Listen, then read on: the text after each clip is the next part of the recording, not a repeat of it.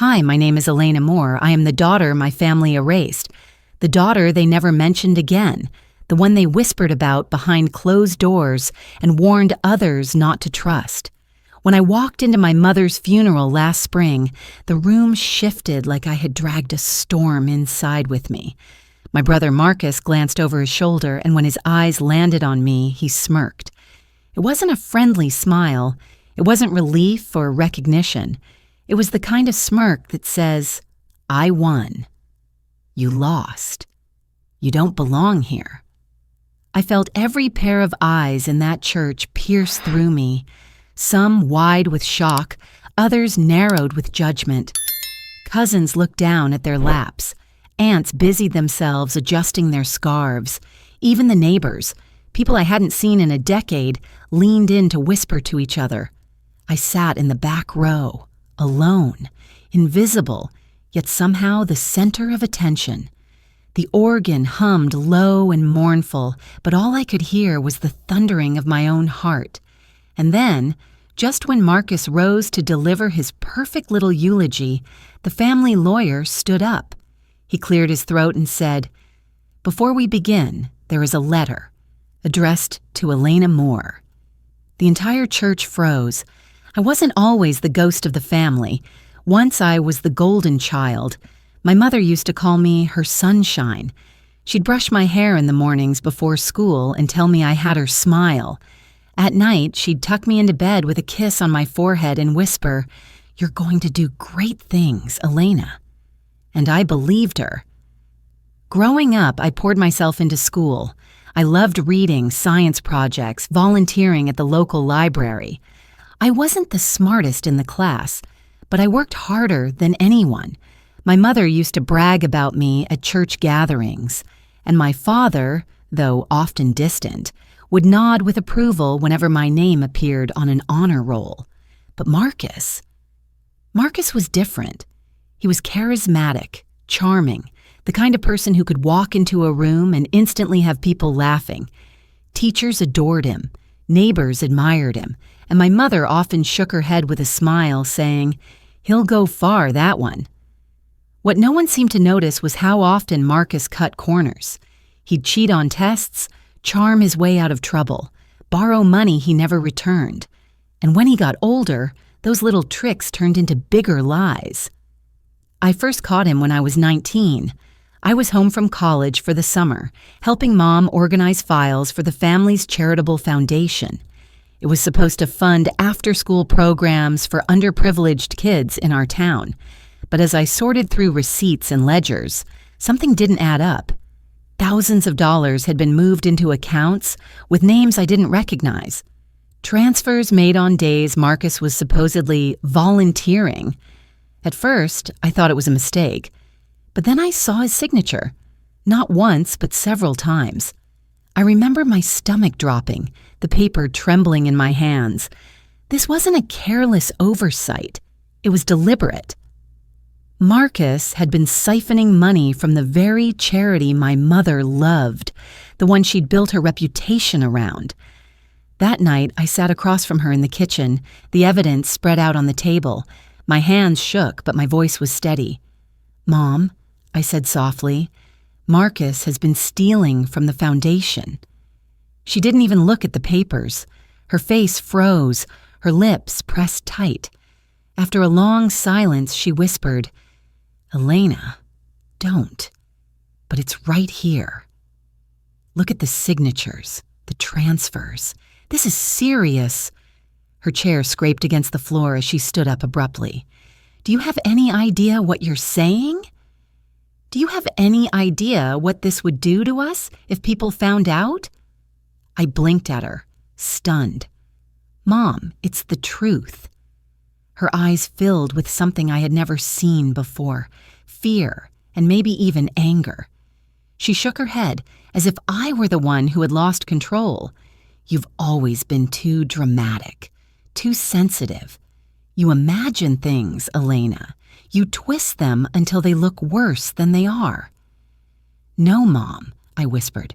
"This isn't imagination. He's taking money that isn't his. He's betraying everything this family stands for." Her hand slammed against the table, rattling the glasses. "Enough," she hissed. "You will not destroy your brother. Do you understand me?" I stared at her, my chest tight, my throat closing in disbelief. She wasn't defending me. She wasn't even considering the evidence. She was protecting him. That was the night my life changed. Within a week, whispers spread through the family, not about Marcus, but about me. I was unstable. I was jealous. Someone mentioned that I had seen a therapist once during college after a bad breakup, and suddenly that became my defining label: fragile, emotional, unreliable. I went from being her sunshine to being her shame. By the end of the month, my father stopped answering my calls. My mother avoided me in public. Cousins who once begged me for help with homework crossed the street when they saw me coming. And Marcus? He walked around with that same smirk I saw years later at the funeral, basking in the role of the favored son. The final blow came one evening when I returned home after work. My key didn't fit. The locks had been changed. A single suitcase sat on the porch. Inside was a short note in my mother's handwriting. "It's better if you don't come back." I remember sitting on those steps for what felt like hours, clutching the note, my face numb. Neighbors walked by, pretending not to see me. I wanted to scream, to bang on the door, to force them to let me in, but I didn't. I picked up the suitcase, walked away, and never returned. For years, I carried that silence with me like a second skin. Every holiday came and went without a single invitation. Birthdays passed without a card. My phone stayed quiet. I was erased, not by strangers, but by the people who were supposed to love me most. And yet, as I sat in that church on the day of my mother's funeral, hearing my name come out of the lawyer's mouth, I realized something. Silence might erase you for a while, but sometimes silence is the very thing that keeps the truth waiting, like a letter sealed tight, biding its time until the right moment. And that moment had finally come. The church was silent after the lawyer spoke my name. It wasn't just a pause. It was as if the very air had been sucked out of the room. The only sound left was the faint hum of the lights above, buzzing like restless insects. I sat, frozen in the back pew, my hands clenched together in my lap, nails digging into skin. I didn't dare move, didn't dare breathe too loudly. After all these years, after all the silence, hearing my name out loud in this place felt like thunder rolling through a desert. Marcus turned slowly toward me, his expression caught between disbelief and fury. His smirk vanished. His lips parted, but no words came out. For the first time in years, I saw something on his face I never expected: fear. The lawyer, an older man with silver hair and a voice steady as stone, adjusted his glasses. He unfolded the paper in his hand with deliberate care, as if he knew the weight of what he was about to unleash. "This letter," he began, "was written by your mother, Margaret Moore, and notarized 2 days before her passing. She asked that it be read aloud today in the presence of her family." A murmur rippled through the church, like a low wave crashing against the shore. Aunts leaned forward, cousins shifted in their seats, strangers raised their brows. All of them turned, their eyes locking onto me as if I were suddenly the accused standing trial. I swallowed hard, my throat dry. For years I had been erased from their gatherings, pushed out of their stories. Now my name was being dragged back into the center, not by me, but by the woman who had once locked me out. The lawyer cleared his throat again and began to read. "To my daughter, Elena." Gasps filled the air. A cousin muttered something under her breath. Another shook her head, disbelief painted across her face. Marcus's jaw tightened, the muscle twitching. "If you are hearing this, then I have already gone, and there are things I can no longer leave unsaid." I gripped the edge of the pew, My heart thudded so hard I thought it might echo against the walls. The lawyer continued, his tone gentle, careful. You were right, Elena. Years ago, when you spoke up about what you saw, I should have listened. I told myself I was protecting the family, but in truth, I was protecting Marcus. I let him convince me you were unstable. I let him rewrite who you were to us, and in doing so, I failed you. My chest tightened. The room seemed to tilt slightly, the light from the stained glass windows blurring at the edges. She paused, then wrote this, the lawyer said, showing the paper briefly to those seated in front before continuing. I built the Moore Foundation with love and faith, and I will not allow it to be destroyed by greed. Therefore, I name you, Elena Moore, as the sole trustee and beneficiary of the foundation. This is my final binding decision. The room erupted. It wasn't a cheer, of course. It was chaos. Whispers, gasps, shifting feet, coughs to cover shock. Someone dropped their hymnal, the thud echoing through the chapel. An aunt clutched her pearls. Another covered her mouth as if to trap the words before they slipped out. And Marcus, he shot to his feet. His voice cracked through the murmurs like a whip. This is a lie, he shouted, his face red, sweat breaking across his brow. She was sick. She didn't know what she was signing. The lawyer didn't flinch. Calm as ever, he laid a second paper flat on the podium. This letter is notarized, witnessed, and sealed by the state. Your mother's handwriting, her signature, her initials, all verified. Marcus's eyes darted around, searching for support. But for once, the family wasn't nodding along. They weren't smiling politely at his charm. They were staring, some wide-eyed, some suspicious. She was manipulated, Marcus barked, pointing a trembling finger at me. She's unstable. Everyone knows it. His words stumbled over themselves, like he couldn't quite find the script he'd rehearsed for years. I rose slowly from my seat. My legs felt like stone, but I forced them to carry me forward. The aisle stretched long, each step echoing against the floor.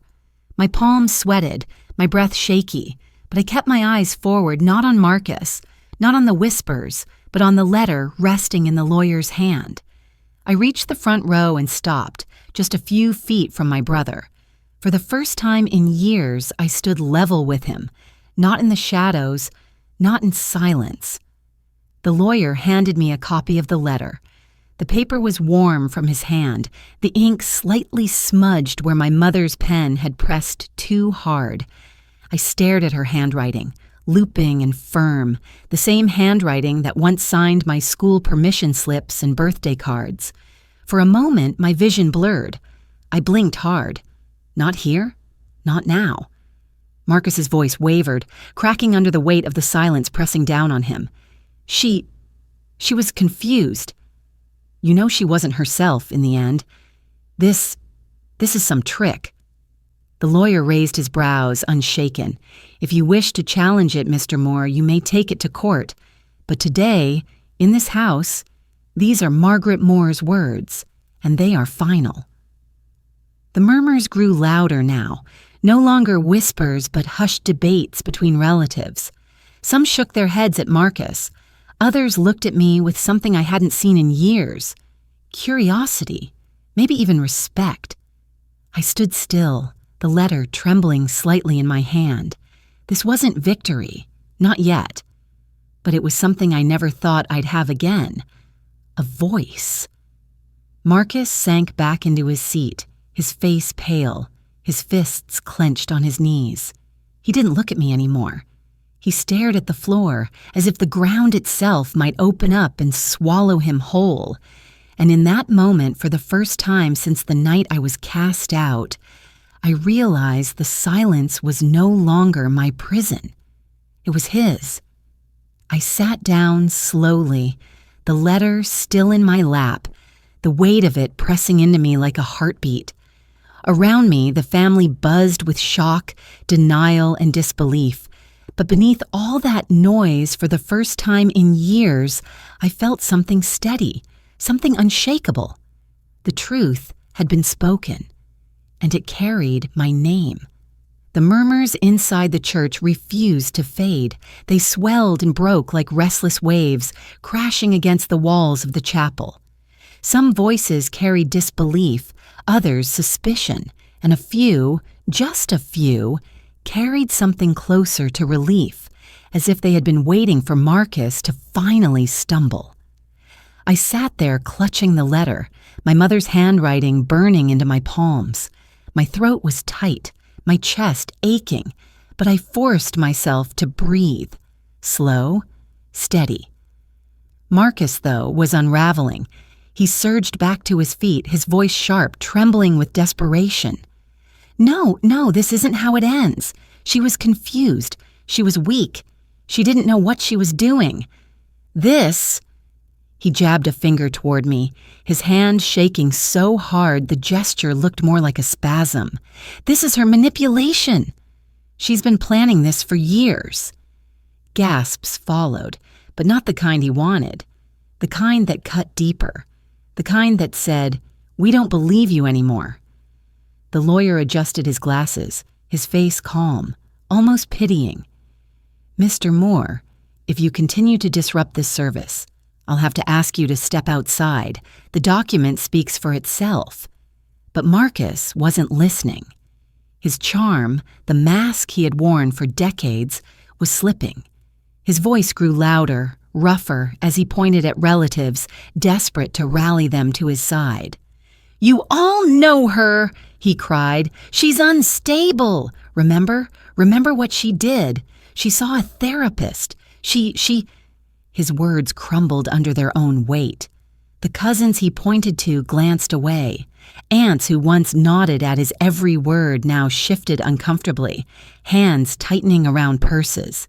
Even the neighbors, people who used to praise him, looked uneasy.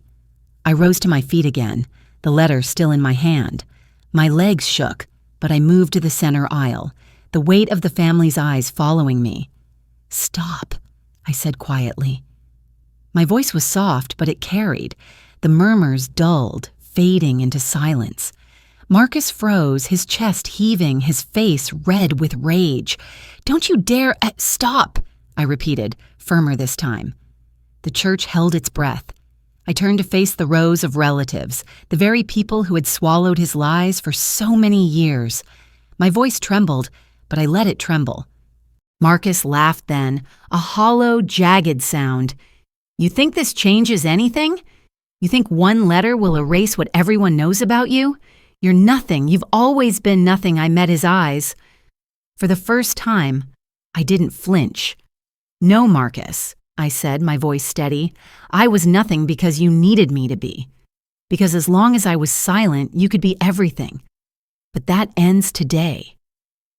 His face twisted, rage and fear colliding until he looked almost unrecognizable. He stepped forward, fists clenched, but the lawyer raised a hand, his voice cutting through. "Enough. Mr. Moore, sit down. Or leave." The authority in his tone left no room for argument. For a moment, Marcus teetered, eyes darting wildly between me, the lawyer, and the staring faces around him. Then with a snarl, he turned and stormed down the aisle, the heavy thud of his shoes echoing until the church doors slammed shut behind him. The silence that followed was deafening. I stood there, letter in hand, heart pounding. My knees wanted to give out, but I stayed upright, not for them, for me. Slowly, I turned back toward the family. Their faces were a gallery of emotions. Shock, shame, confusion, and for a few, something softer. Maybe regret. Maybe respect. My Aunt Linda, the one who used to sneak me peppermints during long sermons when I was a child, finally spoke. Her voice was shaky, but clear. "Elena, I'm sorry. We should have listened." Something inside me cracked at her words, but I held it together. I nodded once. "It's too late for apologies. I don't need you to believe me anymore. I just need you to remember the truth." I returned to my seat. each step measured, deliberate. The letter rested in my lap again, but it no longer felt heavy. It felt like a shield. The service resumed after that, though no one was really listening. The hymns sounded hollow. The prayers rushed. Everyone's attention kept drifting back to me, to the empty space where Marcus should have been, to the letter that changed everything. When it was over, people filed out slowly, some avoiding my eyes, others daring to meet them with tentative nods. A few whispered condolences, their voices tight with unease. I didn't linger. I stepped outside into the cool afternoon air, the weight of the church lifting from my shoulders. The sky was pale blue, the breeze carrying the faint scent of lilies from the funeral bouquets. For the first time in years, I didn't feel erased. It wasn't victory, it wasn't even peace, but it was something stronger than either. Clarity. Marcus could keep his lies. The family could keep their whispers. I had my name back. I had the truth. And that, after all the silence, was enough. The church doors closed behind me with a heavy thud, muffling the sounds of footsteps and hushed conversations inside. For a moment, I just stood there on the steps, my hand resting on the cool stone railing, the letter still folded in my coat pocket. The afternoon air was sharp, almost cleansing, carrying away the thick tension I'd been drowning in all morning. I looked out at the parking lot. Rows of familiar cars, people slowly dispersing in clusters of whispers. Most avoided me, slipping into their vehicles with quick glances, unwilling to say more than a polite nod. A few lingered, their eyes filled with something that might have been guilt, but I didn't wait for apologies, not anymore. I walked down the steps slowly, steady, each breath lighter than the last. For years I had imagined this moment, what it would feel like to finally be seen, to finally have the truth spoken out loud. I thought it would taste like victory, but it didn't. It tasted like something quieter, something steadier. It tasted like freedom. When I reached my car, I sat in the driver's seat but didn't turn the key. The silence inside wrapped around me, heavy but familiar. I pulled the letter from my pocket and read it again. My mother's handwriting curved across the page, shaky in places but unmistakable. "You were right, Elena. I failed you." The words blurred for a moment as my eyes filled. I blinked hard, pressing the page flat against the steering wheel. It wasn't an apology, not really. It couldn't undo the years of exile, the nights I spent wondering if I'd made it all up, if maybe I was what they said I was. But it was something, a truth carved in ink, a recognition I thought I would never have. And for me, that was enough. The days that followed weren't easy. News of the letter spread quickly through town. Some people looked at me with fresh suspicion, others with reluctant respect. Marcus disappeared from view, though I heard whispers he was planning to contest the decision in court. Let him try. The foundation was mine now, my mother's final decision, legally sealed and binding. I returned to the office of the foundation for the first time in years. The building smelled the same: old wood, dust, faint traces of coffee long since spilled into the carpet. I walked past the framed photos on the wall, pictures of smiling children, volunteers, programs that had once filled me with pride. For the first time, I didn't feel like an intruder.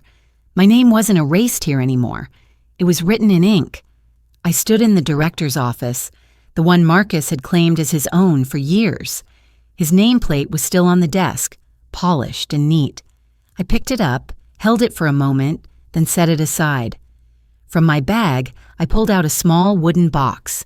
Inside was an old nameplate, my own, carved by my grandfather when I was in college.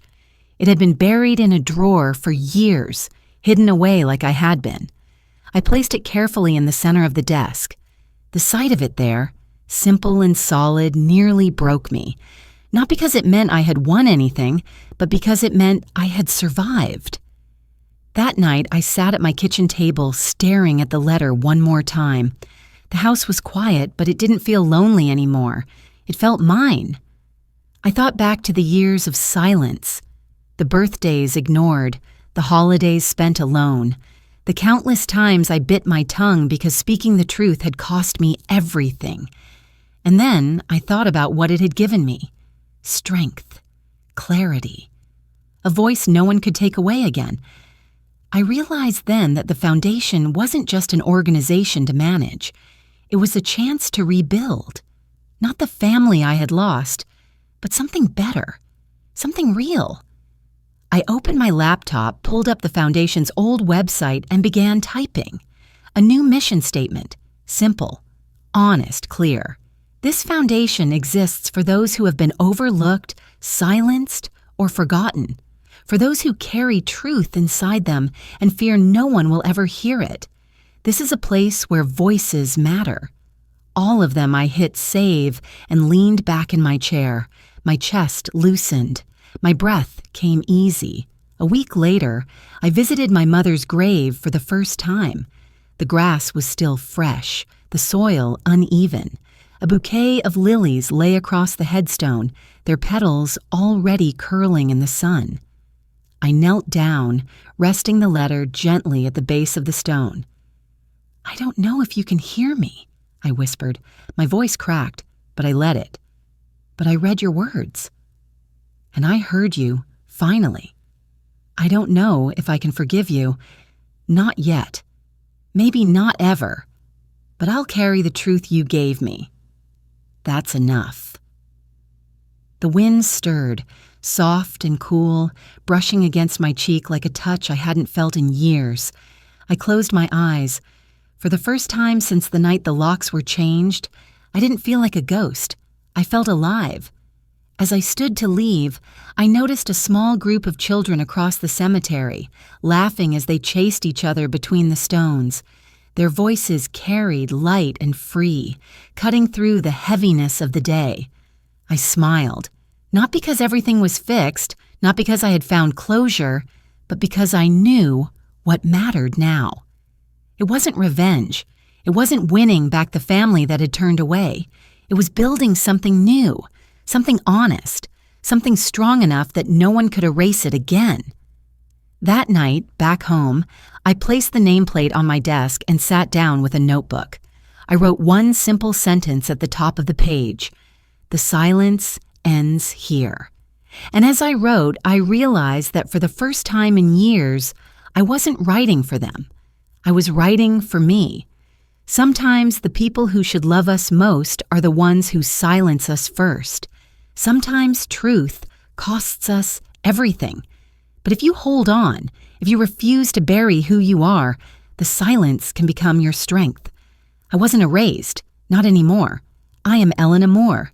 And this time, my story is mine to tell.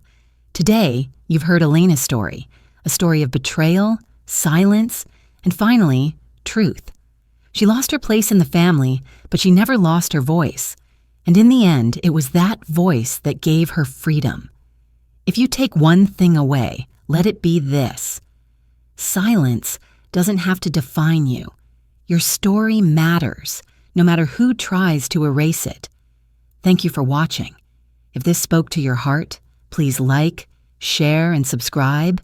And remember, your love, your truth, your place are worth defending.